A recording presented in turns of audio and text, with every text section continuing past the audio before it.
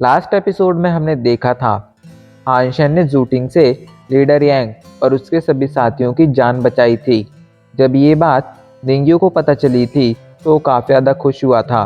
Deal के मुताबिक उसने हानशन की बहन का एडमिशन एक नोबल स्कूल में करा दिया था, जिसके बाद वो लोग अगले शिकार पर निकल गए थे।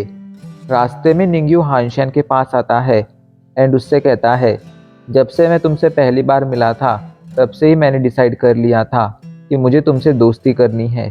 क्या तुम मेरे दोस्त बनोगे? अब आगे हानशैन को भी इस बात में कोई प्रॉब्लम नहीं लग रही थी, इसलिए वो निंग्यू से दोस्ती करने के लिए मान जाता है। निंग्यू बताता है, मेरे दादाजी के भी एक दोस्त थे जिनका सरनेम भी हान था। इस पर हानशैन पूछता है, क्या तुम मुझे उनका नाम बता सकते हो? शायद वो किसी तरह हमारी फैमिली से रिलेटेड हो। इस पर निंग्यू कहता है, उनका नाम हानजिंग था। ये सुनकर हानशैन मुस्कुराते हुए कहता है, मेरे परदादाजी का नाम भी हानजिंग था। कहीं मेरे परदादाजी तुम्हारे वाले तो हानजिंग नहीं है ना? इस पर निंग्यू नामे सिर हिलाते हुए कहता है, ऐसा नहीं हो सकता है। तुम्हारे परदादाजी एंड मिस्टर हानजिंग की उम्र में काफ़ी ज़्यादा अंतर था। साथ ही साथ मिस्टर हानजिंग एक बहुत ही पावरफुल इंसान थे। उनके टाइम पर ये डेमन वर्ल्ड बस डिस्कवर ही हुए थे। उस एरा में लोगों को मार्शल आर्ट या इन चीज़ों में कुछ खास इंटरेस्ट नहीं था। यहाँ तक कि बहुत ही कम हाइपर जीनाट तक उस एरा में डिस्कवर हुई थी। लेकिन ऐसे बेकार एरा में पैदा होने के बावजूद वो एक क्विक कल्टीवेशन मास्टर थे। ये सुनकर हानशन शॉक हो गया था। वो शॉक के साथ कहता है, क्या सच में क्विक कल्टीवेशन मास्टर एग्जिस्ट करते हैं? मुझे तो लगता था कि ये बस एक मिथ है। इस पर निंग्यू कहता है, नहीं, वो सच में क्विक कल्टीवेशन मास्टर थे। यहाँ तक कि वो ब्लू ब्लड स्पेशल फोर्स के एक लीडर भी थे। ये सुनकर हानशन थोड़ा शॉक में चला गया था। वो अच्छी तरह से जानता था ब्लू ब्लड स्पेशल फोर्स कितनी पावरफुल फोर्स है एंड उसका लीडर होने वाला एक इंसान ज़रूर एक डेमीगॉड होता था। डेमीगॉड उन लोगों को कहा जाता था जिनकी फिटनेस 1000 से भी ज़्यादा की होती थी। ऐसे में अगर उसके परदादाजी एक डेमीगॉड होते तो आखिर उन लोगों की कंडीशन इतनी बदतर कैसे हो सकती थी? इसका मतलब तो यही था कि उसके दादाजी Hanjing and blue blood special force वाले हानजिंग सेम नहीं हैं, लेकिन दोनों के पास ही सेम इन्फॉर्मेशन थी एंड उसके परदादाजी ने उसके पास ये 9 लाख कैट का पेंडेंट साथ ही साथ सुपर जीन के बारे में भी इन्फो छोड़ी थी। ऐसे में हानशन को अभी भी ये लगता था कि शायद उसके परदादाजी हानजिंग ही ब्लू ब्लड स्पेशल फोर्स के लीडर थे। अभी के लिए वो कंफ्यूज हो गया था। कुछ चीज़ें कनेक्ट हो रही थीं तो कुछ चीज़ें कनेक्ट नहीं हो रही थी, इसलिए अभी उसे कुछ समझ नहीं आ रहा था। उनका ये सफ़र जारी रहता है। फाइनली कुछ घंटों बाद वो लोग उस जगह पर पहुंच जाते हैं जहां पर वो स्नेल बीच था। लीडर यांग अपने साथियों के साथ आगे जाता है एंड उन सभी को मतलब हानशैंग और निंग्यू को वहीं पर रुकने के लिए कहता है। वो सभी लोग तेजी से जाकर उस बीच पर हमला करना शुरू कर देते हैं। वो सभी इवॉल्वर्स थे, साथ ही साथ उन सभी ने स्केटबर्ड रैंक का आर्मर पहन रखा था, इसलिए उन्हें लग रहा था कि उस बीस्ट का सामना कर लेंगे। उनके हमलों से वो बीस्ट गुस्से में आ जाता है। वो जल्दी से अपनी बॉडी से कई सारे टेंटिकल्स निकालता है। उस स्नेल की बॉडी से अभी के लिए बहुत सारे टेंटिकल्स बाहर आ गए थे जो इन सभी इवॉल्वर्स पर हमला कर रहे थे। कुछ टेंटिकल्स कुछ इवॉल्वर्स को जाकर लग जाते हैं। जैसे ही वो टेंटिकल्स उनकी बॉडी से टच होते हैं, उनका आर्मर भी उन टेंटिकल्स को नहीं रोक पाता है एंड उनकी बॉडी सड़ना शुरू कर देती है। कुछ इवॉल्वर्स जो अभी भी बचे हुए थे वो अपने वेपन से उस स्नेल बीस्ट पर हमला करते हैं, लेकिन जैसे उनके वेपन्स उस स्नेल बीस्ट से टकराते हैं वो उसकी बॉडी में ही घुस जाते हैं एंड धीरे धीरे गलने लगते हैं। वो अपने वेपन्स वापस खींचने की कोशिश करते हैं, लेकिन वो खींच नहीं पाते हैं। वो उन्हें वापस बुलाने की भी कोशिश करते हैं क्योंकि वो बीस्ट सोल थी एंड बुलाने पर वापस आ सकती थी, लेकिन उनके बुलाने से पहले ही वो सारे के सारे वेपन्स गल चुके थे। ऐसे में उन्होंने अपने कई सारे स्केटबर्ड रैंक के वेपन्स खो दिए थे। सभी वॉल्वर्स की हालत बहुत ज़्यादा ख़राब हो गई थी। वो जल्दी से अपनी जान बचाकर भागने लगते हैं। जब हानशन दूर से ये देखता है तो उनकी मदद के लिए जाने लगता है, पर तभी निंग्यू उसे रोकता है एंड कहता है तुम्हें यहीं पर रुकना है। जब तक वो बीस्ट यहाँ पर नहीं आता है तब तक तुम्हें यहाँ से हिलना नहीं है। इस पर हानशन कहता है पर वो लोग मारे जाएंगे। तो निंग्यू कहता है अगर तुम वहाँ पर जाओगे तो इसका कोई खास फायदा नहीं होगा, उल्टा उनकी सारी मेहनत मिट्टी में मिल जाएगी। तुम यहीं पर रुको, मैं जाकर उस बीस्ट से फाइट करता हूँ। ये कहकर वो तेजी से स्नेल बीस्ट की तरफ बढ़ने लगता है। उसने अभी के लिए अपने पास से एक पतली सी तलवार निकाल ली थी। वो सीधा जाकर उस बीस्ट से फाइट करने लगता है। उसका हमला सीधा जाकर उस बीस्ट को लगता है। वो बीस्ट उसकी स्वॉर्ड को पकड़ने की कोशिश करता है एंड उसे गलाने की कोशिश करता है, लेकिन वो ऐसा नहीं कर पाता है। निंग्यू अभी के लिए एक खास तरह की स्वॉर्ड टेक्निक का यूज़ कर रहा था, जिस वजह से अभी के लिए भले ही वो इस बीस्ट को घायल नहीं कर पा रहा था, पर इसे परेशान करने में ज़रूर कामयाब हो रहा था। एंड ये बीस्ट चाहकर भी उसके वेपन को जकड़ नहीं पा रहा था। निंग्यू उस बीस्ट का ध्यान भटकाते हुए उसे हानशन की तरफ ले जाने लगता है। एंड जैसे ही वो हानशन के पास पहुंचता है वो चीख कर कहता है हानशन हमला करो। ये सुनते ही हानशन जल्दी से खुद को फेरी क्वीन में बदलता है एंड हमले के लिए आगे बढ़ने लगता है। उसे पूरा भरोसा था जब तक वो इविल मंत्रा एंड ओवरलोड का यूज़ नहीं करेगा तब तक उसके हमलों से बीस्ट नहीं मारा जाएगा, इसलिए अभी के लिए वो काफ़ी ज़्यादा शांत था। वो तेज़ी से जाकर उस बीस्ट पर हमला करता है एंड उसके एक ही हमले से उस बीस्ट का एक टेंटिकल कट जाता है। हानशन उस बीस्ट पर और भी कई हमले करता है, जिससे उसके कई सारे टेंटिकल्स कट चुके थे। लेकिन इतनी देर में लीडर यांग एंड उसके साथियों का ट्रांसफॉर्मेशन टाइम अब खत्म होने लगा था। ये देखकर निंग्यू कहता है हानशन तुम्हें पीछे हट जाना चाहिए, हम ज़रूर अगली बार लौट कर आएंगे एंड फिर से इस पर हमला करेंगे। तो हानशन कहता है नहीं, अभी के लिए मैं पीछे नहीं हट सकता हूँ, तुम लोग यहाँ से जाओ, मैं इसको मारने के बाद ही आऊँगा। लेकिन ये सुनकर निंग्यू कहता है ठीक है, तो मैं अभी यहाँ पर रुककर तुम्हारी मदद करता हूँ। पर हानशन समझ गया था निंग्यू यहाँ पर उसकी मदद के लिए नहीं रुका है, बल्कि उस पर नज़र रखने के लिए रुका है। हानशन उस बीच से फाइट करने लगता है। हानशन अपने खंजर से उसकी शेल पर कई सारे अटैक करता है। उसे लगा था कि उसके खंजर के हमलों से ये शेल टूट जाएगी, लेकिन ऐसा कुछ नहीं होता है। अब उसे समझ आ रहा था कि एक सुपर बीस्ट इतना ज़्यादा पावरफुल हो सकता है।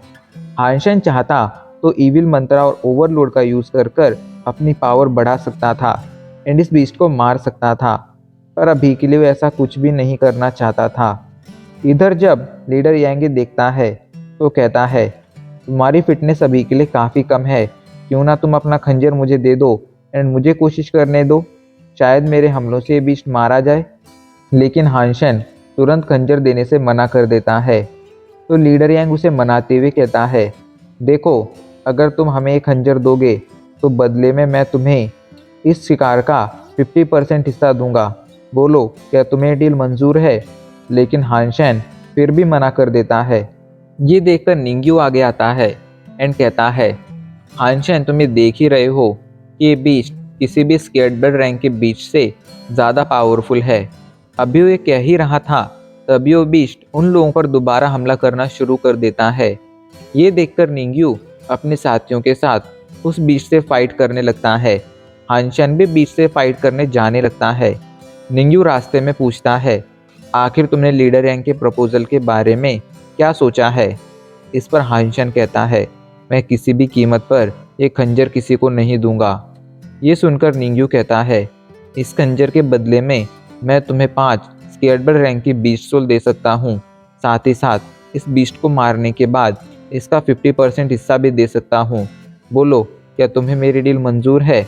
इस पर हानशन तुरंत कहता है बिल्कुल नहीं। तभी अचानक से निंग्यू हानशन पर पीछे से हमला कर देता है एंड उसे मारने की कोशिश करने लगता है। वो अपने सभी इवॉल्वर्स को भी हानशन पर हमला करने के लिए कहता है, लेकिन हानशन को ये सब होने का अंदाज़ा पहले से ही था।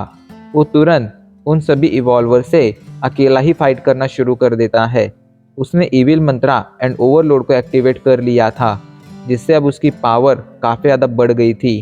अपनी बढ़ी हुई पावर के साथ हानशन उनसे फाइट करने लगता है एंड अगले कुछ ही पलों में सभी को गाजर मूली की तरह काट कर रख देता है। यहाँ तक कि उसने लीडर यांग जैसे एक पावरफुल इवॉल्वर को तक अपने एक ही हमले में मौत के घाट उतार दिया था। ये देखकर उन लोगों को समझ आ गया था कि हानशन एक इवॉल्वर है। हानशन एक इवॉल्वर नहीं था, लेकिन उन लोगों को ऐसा लग रहा था कि हानशन एक इवॉल्वर है, क्योंकि वे नहीं जानते थे कि हानशन ने सुपर जीन पॉइंट्स हासिल किए हैं, जिस वजह से उसकी फिटनेस एक इवॉल्वर से भी ज़्यादा हो गई है। वो लोग कुछ समझ पाते इससे पहले ही उनमें से लगभग सारे लोग मारे जाते हैं। अब वहाँ पर सिर्फ निंग्यू ही बचा हुआ था। वो मुस्कुराते हुए कहता है, तो तुम पहले से ही तैयार थे, लेकिन तुम ये बात नहीं जानते हो कि इस डेमन वर्ल्ड में एक सब्स्टिट्यूट टाइप की बीस्ट सोल भी एग्जिस्ट करती है एंड मैं वही बीस्ट सोल हूँ।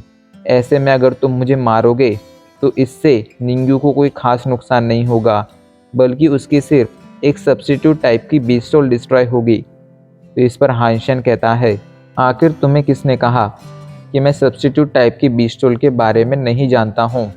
ये कहकर हानशन निंग्यू पर कुछ हमले करता है एंड उसके अगले कुछ ही हमलों में निंग्यू मारा जाता है। अभी के लिए निंग्यू नहीं मरा था, बल्कि उसकी बस एक सब्स्टिट्यूट टाइप की बीस्ट सोल डिस्ट्रॉय हुई थी।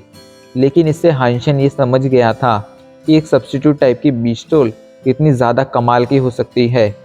उसके पास अपने ओनर जितनी ही पावर होती है, साथ ही साथ वो वक्त आने पर अपने ओनर की जगह भी ले सकती है।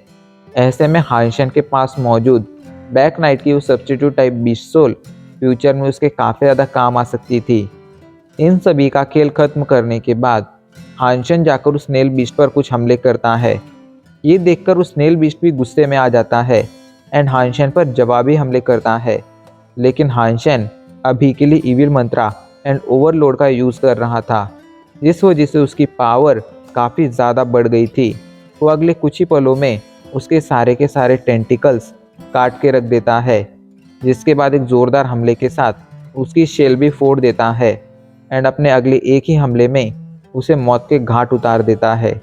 हानशन ने कुछ मिनट की फाइट में ही एक सुपर बीस्ट को मार डाला था। ये साफ साफ दिखा रहा था कि उसकी पावर अब कितनी ज़्यादा बढ़ चुकी है। हानशन ने इस स्नेल बीस्ट को मार दिया था। इसके मरते ही उसके पास नोटिफिकेशन आता है, सुपर बीस्ट ब्लड स्नेल मारा गया। आपको ब्लड स्नेल की बीस्ट सोल हासिल हुई है। 0 से 10 सुपर जीन पॉइंट्स हासिल करने के लिए इसका लाइफ जीन एसेंस कंज्यूम कीजिए। इसका मीट एडिबल नहीं है। इस नोटिफिकेशन को देखकर हानशन बहुत ज़्यादा खुश हो गया था। उसे एक सुपर बीस्ट सोल जो मिल गई थी। हानशन उसका लाइफ जीन एसेंस लेता है एंड अपनी वापस लौटने की जर्नी शुरू कर देता है। उसे लौटकर वाइल्ड बेस जाना था, क्योंकि उसकी जर्नी वाइल्ड बेस से ही शुरू हुई थी।